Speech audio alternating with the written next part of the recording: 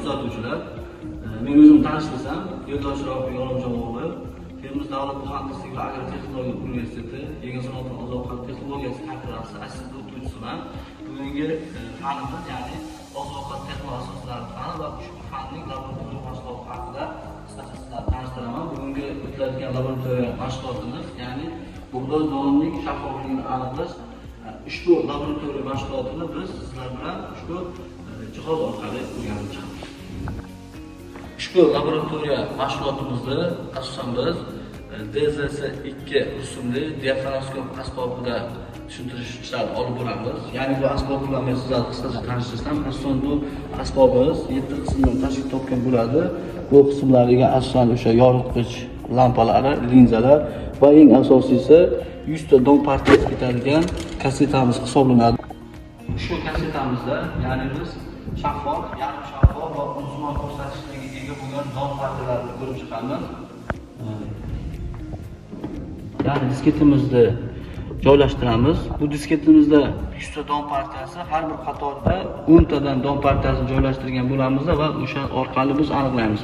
Ya'ni shaffof deyilganda, ya'ni biz o'sha yorug'lik o'tkazishi 100% ko'rsatkichga ega bo'lgan bo'lsa, biz o'shani shaffof, agar qisman o'tkazadigan bo'lsa, yarim shaffof hamda umuman o'tkazmaydigan, ya'ni nurli o'tkazmaydigan bo'lsa, biz uni unsimon deb olamiz. Unsimon donlarimiz to'g'ridan-to'g'ri push donlar deb nazarda olsak bo'ladi. Asosan bizga shaffoflik nima uchun kerak, nima uchun bilishimiz kerak. Bu eng donlarga asosiy sifat ko'rsatkichlardan biri hisoblanadi. Ya'ni bu o'sha donni sifatli navini olishda biz buni ko'rib chiqishimiz mumkin.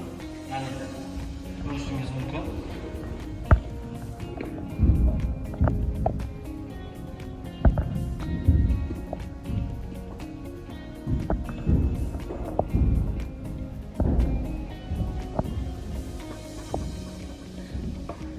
Ko'rib turganlaringizdek, birinchi hamda ikkinchi don partiyamiz yarim shaffof hisoblanadi. Ya'ni bunda yorug'lik o'tkazishi qisman bo'lyapti. Uchinchi don partiyamizda esa umuman nur o'tkazmayapti. Biz buni to'g'ridan-to'g'ri unsimon deb olamiz. 4-5 don partiyamiz esa shaffof deb olamiz. Bunda biz asosan yorug'likni 100% o'tkazganligi uchun ham biz buni shaffof deb olamiz va 6-7 don partiyamiz esa to'g'ridan-to'g'ri umuman nur o'tkazmaganligi uchun biz buni unsimon deb olamiz. Hamda 8-don partiyasini esa biz to'g'ridan-to'g'ri shaffof deb olamiz. Bunda yorug'lik o'tkazishi 100% o'tadi va 9 va 10 don partiyamiz esa buni ham biz unsimon deb olamiz. Bu unsimon don partiyalari asosan 9 hamda 10 don partiyasini ham biz unsimon deb olamiz. Bunda yorug'lik o'tkazishligi umuman kuzatilmadi. Boya ko'rib o'tganimizdek, birinchi qatorda, ya'ni o'sha birinchi qator o'zida bo'lgan donning sifatiga baho berdik.